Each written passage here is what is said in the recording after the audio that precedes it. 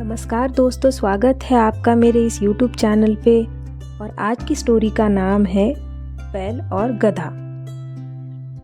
एक समय की बात है, काशी में कई वर्ष साथ रहकर दो पंडितों ने धर्म और शास्त्र का अध्ययन किया। शिक्षा पूरी होने पर वे दोनों विद्वान अपने अपने गांव की ओर चल पड़े। तब यातायात के साधन नहीं थे। लोगों को एक स्थान से दूसरे स्थान तक जाने में कई कई दिन लग जाते थे। लोग दिन में चलते थे और रात में विश्राम करते थे। ये दोनों पंडित भी ऐसा ही कर रहे थे। एक बार दोनों नगर के सबसे धनी व्यक्ति के यहाँ ठहरे।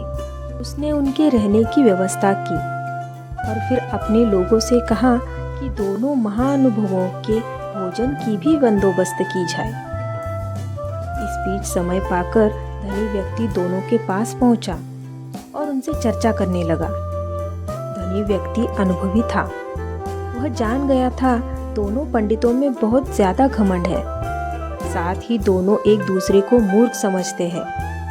उन्होंने दोनों से अलग अलग बात कर एक दूसरे के बारे में भी पूछा। जो जवाब मिले वो धनी व्यक्ति को दुखी कर गए। उसने मन में विचार किया कि ये दोनों काशी जैसी जगह पर वर्षों अध्ययन करके आए हैं, लेकिन एक दूसरे का सम्मान करना नहीं सीखा।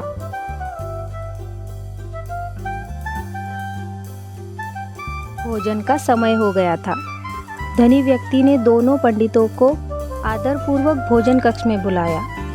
एक की थाली में चारा और दूसरे की थाली में भूसा परोसा। यह देखकर दोनों पंडित आग बबूला हो गए। गुस्से में आकर कहने लगे, क्या हम जानवर हैं जो ये चारा और भूसा खाएंगे? धनी होकर तुम हमारा अपमान कर रहे हो। यह लक्ष्मी द्वारा सरस्वती का अपमान है।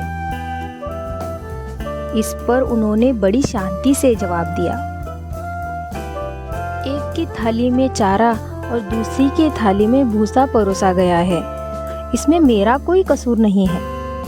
जब मैंने आपसे एक से दूसरे के बारे में पूछा था तो उसने कहा था कि वह तो बैल है। वही दूसरे से पहले के बारे में पूछा तो उसने कहा था कि वह गधा है। आप दोनों ने ही एक दूसरे को बैल और गधा बताया, तो मैंने उसी हिसाब से चारा और भूसा थाली में परोस दिया। इतना सुनते ही दोनों ज्ञानियों की आंखें खुल गई। उन्हें अपनी गलती का एहसास हो गया और एक दूसरे से क्षमा मांगी। एक दूसरे के प्रति सोच रखने के लिए खेद भी बताया। दोस्तों, इस कहानी से हमें बड़ी अच्छी सीख मिलती है। व्यक्ति में कितना भी ज्ञान आ जाए, उसे घमंड नहीं करना चाहिए।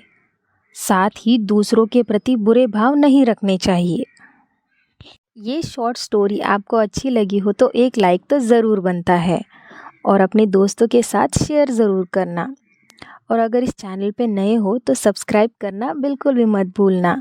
ऐसी और एक कहानियाँ लेके मैं ज़रूर आऊँगी।